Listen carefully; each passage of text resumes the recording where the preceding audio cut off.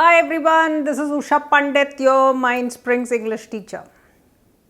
You're coming for the first time on my channel, please subscribe, press the bell notification, make sure that you share the video, make sure you give me your comments in the comment box. My books are available on Amazon and they are also available on our website www.mindsprings.in.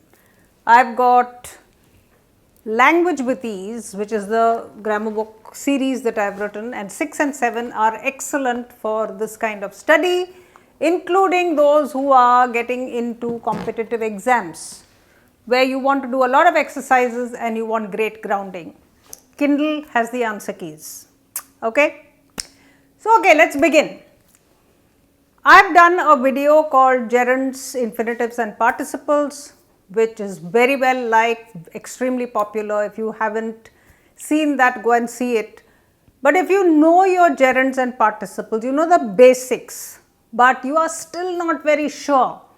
And if you don't know how to tell the difference between a gerund and a participle, mainly because both are ing words, and if they come in the middle or if they come in the beginning, a lot of students make a mistake. So, today this video that I am going to do with you is going to clarify all your doubts. You are going to be amazing. I am going to show you some fantastic tips that possibly people have not done before, and that is going to help you in a big way. After that, you will never say gerunds and participles, no matter how they come, they are not going to be difficult. Okay? So, I promise you this.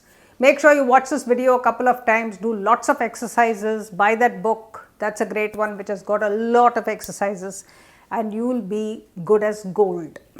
Okay, let's begin. So, the difference, when you talk of difference between gerunds and participles, let's just look at the gerund test and then we will come and look at the participle test. What do I mean by test? By test I mean there are certain tests like an acid test that you would do to find out whether the metal is gold or not. Similarly, you run some tests on gerunds and participles to find out whether they are gerunds or participles, and they never fail. Okay, so let's start with the gerund test first. Now, gerunds, remember, can be replaced by something, by it, by this or that. So, if you take an entire gerund, so the gerund itself may be a single word or it might be a whole phrase, right? And I have got the gerund here for you to look at so that you can see what I mean. So, oversleeping is bad. If I say oversleeping is bad, the word oversleeping there is a gerund, isn't it? It's got an ing there, so I know it's, and it doesn't have an auxiliary. So, I know it's not a verb. Now, I am not sure whether is it a participle or is it a gerund? This is the confusion. Now, remember, after this word oversleeping, if I have got this verb here is, it is always a gerund, because you will find that I have given you that somewhere here in the next ones. Where is it? It will have its own verb. See, this is the acid test. The gerund is a noun, and if it is a noun, the noun must have a verb, isn't it? If it is a noun, what is it? It has to either be the subject, that is what I meant when I said oversleeping is bad. What is bad? Oversleeping. Or I can say something is bad, or I can say it is bad, or I can say this is bad, or I can say that is bad. See, I can replace it with those words and I know it is a gerund. This is how you find out if it is a gerund. And it will have its own verb. Oversleeping is bad. Subject, he loves sleeping. See if you can do that. He loves something, he loves it, he loves that. Perfect. Object, he loves what? Sleeping, so it is a object. Or you can say, I am tired of sleeping. Object of preposition. Object of preposition is always a noun. And in this case, of is your preposition and you have got this ing word after it. So, therefore, sleeping is a gerund, object of the preposition. This is how you can pick out gerunds like cream on milk. It is that easy. And then you have another one, his worst habit was sleeping. Now here what is the sleeping?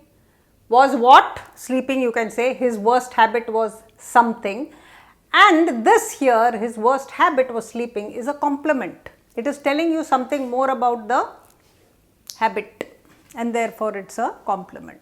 I can't just say his worst habit was and stop, can I? You'd say why not? It's got a verb, it's got a subject, but it's not a complete sentence. Until I put sleeping, the gerund complement, it cannot be complete, and therefore it's a complement. So again all those rules will come in, and then you've got I'm tired of his sleeping. See this, his sleeping. It's like saying I love his shirt, or it's like saying I really like his mother. So what is this? His mother, his bag, his shirt, his shoes, his room, his office, his name. They are all nouns. So you see, you can substitute one noun with another, and therefore his sleeping, it will take a possessive adjective. So it's really amazing, isn't it? So therefore all the noun stuff you will be able to catch here very easily. So let's go through this again. It can be replaced by something if this or that.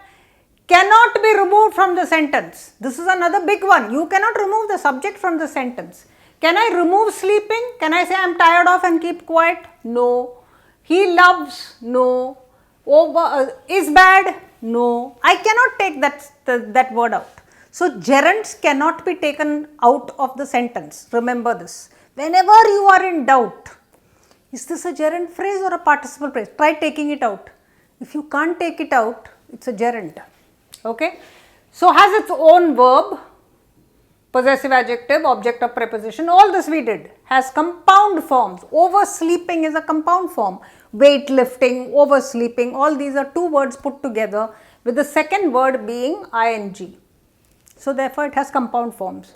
It is a changed form. It is not a reduction. This is not something that has been reduced from something else. Oversleeping, he is oversleeping. I have taken out, I am just using oversleeping, but it's not like I have reduced it from something to something. It's just a form, the present participle form, the V4 form of the verb. Okay. Now remember that a gerund can appear in a participle phrase. Just as a noun can appear in an adjectival phrase, a gerund can appear in a participle phrase. This is something to keep in your mind. Don't worry about it too much. We'll probably do another video on that. Now let's come to the participle. So I hope you've understood this. Now what happens to the gerund is, as long as it is one word, people are quite happy. But the minute it becomes a phrase, they get upset. How does it become a phrase? Sleeping all day under his blanket. Instead of oversleeping, I can say sleeping all day under his blanket is bad. Or I can say he loves sleeping all day under his blanket. What have we done here? You got sleeping all day telling you about the time, under his blanket telling you about the position. So I can keep on adding prepositional phrases or adverbs and make it longer and longer, but the whole thing remains a gerund phrase because of this word sleeping. Everything in that phrase is describing sleeping, and therefore it is a gerund phrase. So understand gerund phrases properly. Okay. Gerunds have got 4 forms. This is another complication. We will do more on this. So don't worry too much about it. I am just giving you the bare bones. Active, it has got 2 forms. One is pampering and the other is having pampered. So you've got 2. If I say pampering, pampering is the best way to spoil children. See what I have done, pampering, and the next word is a verb, is, gerund. After the gerund, people, if it's starting your sentence, you must hit a verb. I can say pampering children to death, whole thing is telling you more about pampering is a terrible thing to do. So, it can be pampering is bad, or it can be pampering children and spoiling them is bad. The whole thing is a gerund phrase. So, if you hit a verb, you must have a verb. Having pampered is the next type, perfect gerund. Having pampered terribly. If I say he became, it will become a participle phrase. Let me think about this sentence and give it to you. But let us go to the passive. Being pampered by is a passive sentence. Being pampered by his grandfather, the whole thing is a phrase, was the reason for him being spoiled. Or having been pampered in his childhood, whole phrase, was the reason why he became a criminal. Whatever, you can take it and you can make it into a sentence. Always remember, after the word or after the phrase, you must get a verb. You must not get a noun or a pronoun, you must get a verb. Because that pampering, having been pampered, being pampered, everything is the subject of the sentence and it must be followed by a verb. This is something you must write and keep somewhere and keep it in your mind. Gerund is solved. Let us look at participles. The participle test is it's a reduction. The participle is always a reduction. It is either reduced from the adjectival clause or it is reduced from the adverbial clause. Two things are reduced. So, what is your adjectival clause? The boy who was standing near the door was my driver. Suppose if I say that, then this who was standing, who was is removed and I say the boy standing near the door. That standing there is a participle. How do I know a participle? I simply stick who was in front of it. Or if I am talking about an object that has no life, I put which was in front of it. In front of the ing word, you stick who was or which was and it will make sense. Now, let us try this on the gerund, shall we? So, he loves sleeping. Suppose somebody says sleeping is a participle.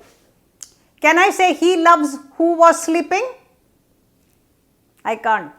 You will not be able to do it to the gerund. You will only be able to do it to the participle. Who was, which was, something, it. This is it. This is the test for it, right? So, therefore, it is a reduction of an adjectival clause where you will put who was, and if it is an adverbial clause, then you will be able to use things like after, before, because, if, all those adverbial markers you will be able to put and then continue the sentence and it will make sense. The second thing is, if it is an adjectival clause, you can remove it from the sentence. So, what am I mainly trying to say? That boy is my driver. Who is standing near the door? I can remove it. He will still continue to be my driver. I can say that is my driver. Who is standing near the door is extra information. So, therefore, you can remove adjectival clauses out. You can move adverbial clauses. After they went home, they slept. Instead of that, I can say they slept after they went home. I can put it in front, I can put it at the back. Adverbial clauses you can move around everywhere. It can come at the beginning, it can come in the middle, it can come at the end, all you can do. Adverbial clauses move and adjectival clauses can be removed. Amazing, isn't it? You know these tricks, guys, and you can crack any exam in the world. So, therefore, removed or moved can be attributive. Now, you can say singing birds. Singing birds, it becomes an ordinary adjective. And if I say birds singing sweetly, then it becomes after the noun and it becomes, well, not really predicative, but it becomes sort of, if I want to say predicative, then I have to write birds were singing. Only then it will be predicative, because the singing is coming after the verb. But if I don't have a verb, if I cut it off, then singing can come either after birds or it can come before birds. Both are adjectival. The next one is it can be expanded into an adjectival or an adverbial clause because it's a reduction. If I say the boy standing near the door, I can expand it into the boy who is standing near the door. Expansion into adjectival clause. So, I can do this. You can expand it. It can appear just like this. A gerund can appear in an adjectival or a participle phrase. Just remember that. Singing a song, mother cooked a meal. Let's look at this example. Singing a song. Now I am looking at this word singing and saying, is it a gerund? Singing sounds like a thing. Don't do this. Never do this. It will go wrong. You take your finger and you start running it. Singing a song, phrase. It's a phrase. Singing a song is a phrase. Singing a song doesn't have anything in the middle. What am I hitting here? Mother. It's called the finger test. When ing words start the sentence, just move your finger and see whether you are hitting a noun or you are hitting a verb. Singing a song, mother cooked a meal. What am I hitting? Mother. I can say mother who was singing a song cooked a meal. Perfect. Can I say something mother cooked a meal? It mother cooked a meal? I cannot. Just do this test and you will never go wrong. Never ever ever go wrong. Right? Now if I want to make it a gerund, I would say singing a song is a wonderful thing. Singing a song is a wonderful thing. Now after singing a song, I have hit the verb, gerund. I have hit a verb. So the finger test is great when any sentence starts with an ing word and you want to find out whether it's a gerund or a participle. I'm going to give you a number of sentences in the description box so that you can start using it. Just like I changed this one, I want you to make your own sentences. The best way to learn is to make your own sentences. Suppose if I say something like talking a lot in class and I stop. Okay. Now you can continue it with a verb or you can continue it with a noun. Talking a lot in class, Rahul got punished. Participle. Talking a lot in class is the wrong thing, is verb, gerund. So the same thing I can take and change it into a gerund and change it into a participle. So I am going to give you some stem sentences. I want you to make them into gerunds and I want you to make them into participles. And put it in the comment box, send it to me so that I can correct it for you. So I hope you've enjoyed this lesson, and gerunds and participles are from now on it's going to be a breeze. Okay, we'll do some more videos on these. I'm not saying this is the last video I'm doing on this difference, but for the time being, I think you've got a lot to chew on. And until we meet again, keep smiling.